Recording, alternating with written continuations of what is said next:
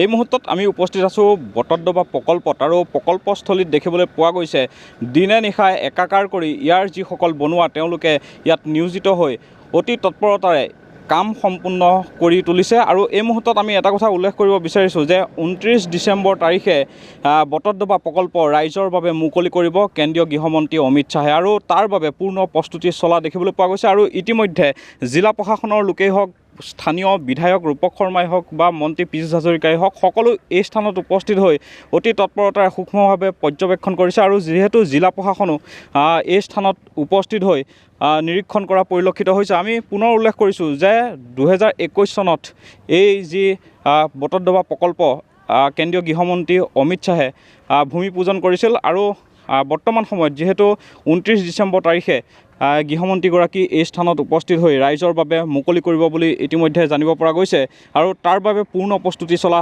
পৰিলক্ষিত হৈছে। আৰু আমি পুনৰ উল্লেখ কৰিছোঁ যে 2016 চনত বিজেপি নেতৃত্বাধীন চৰকাৰ শাসনৰ ভাৰ গ্ৰহণ কৰাৰ পিছতেই এই যি স্থানত বটদ্ৰৱা প্ৰকল্প নিৰ্মাণ কাৰ্য চলি আছে এই স্থান কিন্তু বেদখলকাৰীৰ কবলত আছিলে আৰু বেদখলকাৰীৰ কবলত থকা ভূমি বেদখলমুক্ত কৰাৰ পিছত 2021 চনত এই স্থানত ঐতিহাসিক যি গুৰুজনাৰ যি স্মৃতি বিজড়িত যিসমূহ সম্পদ সৃষ্টি কৃষ্টিৰাজিসমূহ ইয়াতে জাকত জিলিকা কৰি তুলিবৰ বাবে বটদ্ৰৱা প্ৰকল্প প্ৰায় 200 কোটি টকা ব্যয় সাপেক্ষে ইয়াতে নিৰ্মাণ কাৰ্য চলিছে। আৰু আমি দেখুৱাইছোঁ সৰ্ববৃহৎ পৃথিৱীৰ ভিতৰতে সৰ্ববৃহৎ যি গুৰু আসন দেখিবলৈ পোৱা গৈছে, তাৰ সমান্তৰালকৈ যদি চোৱা যায় দেখিব যে পৃথিৱীৰ ভিতৰত সৰ্ববৃহৎ খোল ইয়াতে নিৰ্মাণ কৰা হৈছে। তাৰ সমান্তৰালকৈ যদি চোৱা যায় দেখিব যে তালৰ আকৃতিত এটা সভাগৃহ ইয়াতে নিৰ্মাণ কৰা হৈছে, নাওৰ আকৃতিত ইয়াতে গৃহ নিৰ্মাণ কৰা হৈছে।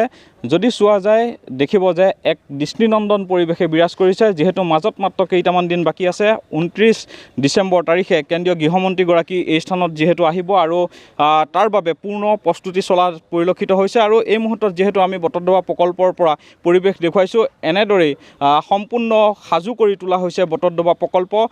যিহেতু কেন্দ্ৰীয় গৃহমন্ত্ৰীগৰাকীয়ে এই স্থানত উপস্থিত হৈ ভূমি পূজন কৰিছিলে আৰু বৰ্তমান সময়ত 29 ডিচেম্বৰ তাৰিখে গৃহমন্ত্ৰীগৰাকীয়ে শুভ উদ্বোধন কৰিব, ৰাইজৰ বাবে মুকলি কৰিব। আৰু এটা কথা ক'ব লাগিব যে এই যি বটদ্ৰৱা প্ৰকল্প, এই বটদ্ৰৱা প্ৰকল্প মুকলি হোৱাৰ পাছতেই কিন্তু ইয়াৰ থলুৱা যিসকল যুৱক যুৱতী আছে তেওঁলোকে ইয়াত নিয়োজিত হ'ব পাৰিব বুলি উল্লেখ কৰিব পাৰি। আৰু যিহেতু মাজত মাত্ৰ কেইটামান দিন বাকী আছে, তাৰ প্ৰাকখনত জিলা প্ৰশাসন তৎপৰ হৈ পৰিছে, বিধায়ক মন্ত্ৰী সকলো ইয়াতে উপস্থিত হৈ তন্নতন্নকৈ ইয়াত পৰিদৰ্শন কৰি ইয়াৰ যি পৰিৱেশ সেই পৰিৱেশ বুজ লৈছে।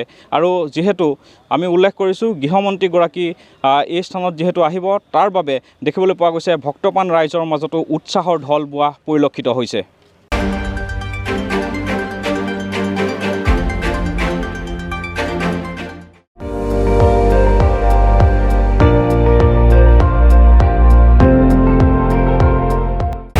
আপুনি চাই আছে ND24, সৰ্বশ্ৰেষ্ঠ নহয় সৰ্বোত্তমৰ দৌৰ।